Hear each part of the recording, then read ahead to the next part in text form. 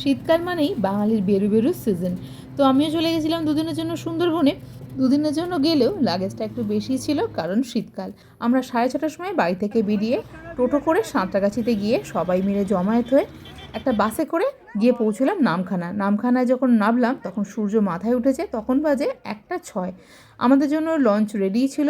বাসেতেই আমরা ব্রেকফাস্ট করে নিয়েছিলাম। অতক্ষণ বাসে চেপে সবারই প্রাণ প্রায় ওষ্ঠাগত। সবাই নেবে একটুখানি স্বস্তির নিঃশ্বাস ফেলে উঠে পড়লাম লঞ্চে। 2টো দিন হইচই গল্প গুজব করে আমাদের এবার ভালোই কাটবে। দক্ষিণেশ্বর থেকে বেলুড় মঠে লঞ্চে গিয়েছিলাম, কিন্তু এরকম দোতলা লঞ্চে চাপার অভিজ্ঞতা আমার এই প্রথম। ভেতরের দিকে ছিল সুন্দর রেস্টের ব্যবস্থা, দোতলায় ছিল খাওয়া দাওয়া আর বসার ব্যবস্থা, একতলায় এভাবে 2 টায়ার বেডের ব্যবস্থা ছিল। আমরাও একটা জায়গা দখল করে বসলাম, কারণ খাওয়া দাওয়ার পর একটু রেস্ট তো নিতে হবে। দুদিনের জন্য শহরের কোলাহল থেকে দূরে একটু প্রকৃতির মাঝে কাটাতে চাইলে এরকম পিকনিকে কিন্তু তোমরা আসতে পারো। সকলেরই প্রচণ্ড খিদে পেয়েছিল, কারণ আমরা সকলেই সকাল সকাল বেরিয়েছিলাম।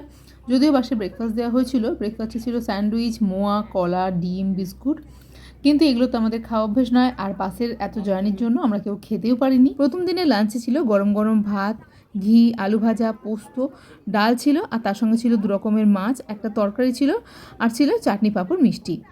তাছাড়াও মাঝে মাঝে চা, কফি, ডাবের জল বা মাছের পকোড়া সার্ভ করা হচ্ছিল। নদীবক্ষে বসে এভাবে খাওয়াটা কিন্তু সত্যি অবর্ণনীয় একটা অভিজ্ঞতা। আমরা যে গ্রুপের সঙ্গে যাই, এইটা ঠিক গ্রুপ নয়, আমাদের অনেকটা আত্মীয়তার মতোই সম্পর্ক। এখানে আমরা বড়রা যেমন একে অপরের বন্ধু, তেমন এখানে বাচ্চারাও কিন্তু একটা গ্রুপ তৈরি করেছিল। এখানে ছিল 12টা বাচ্চা। লাঞ্চ করে একটুও সময় নষ্ট না করে আমরা চললাম ভগবতপুর কুমির প্রকল্পের উদ্দেশ্যে। জানি আমরা বাঘ দেখতে পাবো না, সেই আশাও করি না, কিন্তু এই যাত্রাপথের অভিজ্ঞতাটুকুনি ছিল অত্যন্ত মধুর।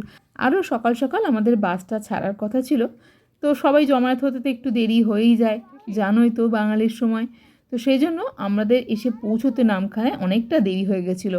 কুমির প্রকল্পটা বন্ধ হওয়ার আগে, ওই জন্য ভাত খেয়ে উঠে একদম দেরি না করে আমরা তাড়াতাড়ি করে এখানে চলে এসেছি, কারণ আমাদের সঙ্গে বেশ কয়েকটা বাচ্চা রয়েছে, আর বাচ্চাদের তো এই জায়গাটা খুবই ভালো লেগেছে।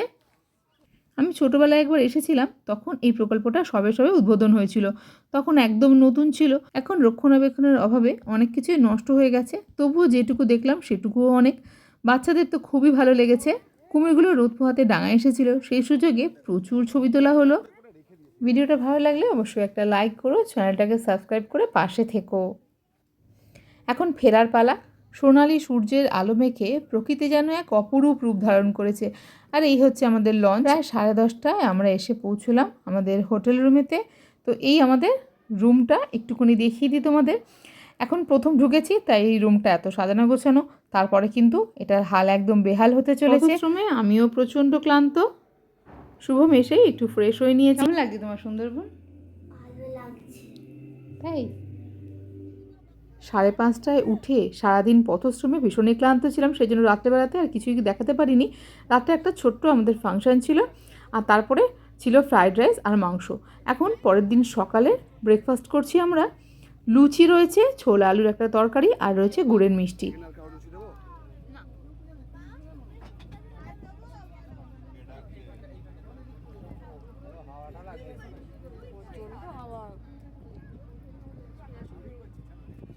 লঞ্চের সামনে এখানে ছিল একটা বসার ব্যবস্থা।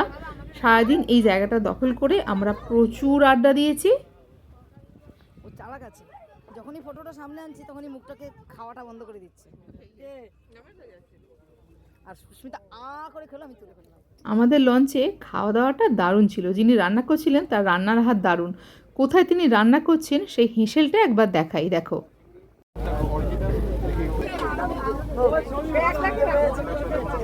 দিগন্ত বিস্তৃত জলরাশি, আর ধারে ধারে জঙ্গল। এই জঙ্গলে বাঘ আছে, তারা হয়তো আমাদের দেখতে পাচ্ছে, কিন্তু আমরা তাকে দেখতে পাচ্ছি না। আমাদের সঙ্গে ছিলেন একজন ফরেস্ট রেঞ্জার অফিসার, তিনি আমাদের সুন্দরবন সম্পর্কে নানা তথ্য দিচ্ছিলেন। জঙ্গলে থাকার জন্য কিন্তু আমরা বেঁচে যাচ্ছি, তাই আমরা সুন্দরবনের পরিবেশকে একটু নষ্ট করতে চাইবো না। আমরা একদিনের জন্য 4 কিলো কাপটা নদীতে ফেলে দিল। সুন্দরবনে বেড়াতে এসেছি, সুন্দরবনের পরিবেশকে নিশ্চয়ই কেউ নষ্ট করবো না, তবু অনেকেই করে ফেলে। আমরা এখন এসে পৌঁছেছি বনি ক্যাম্পে। এখানে একটা টাওয়ার আছে, আর সেখান থেকে এই গোটা জঙ্গলটা দেখা যায়। যদিও আমি এই টাওয়ারটাতে উঠিনি, তবে চারিদিকে এই বাগানটা আমি ঘুরে দেখছিলাম।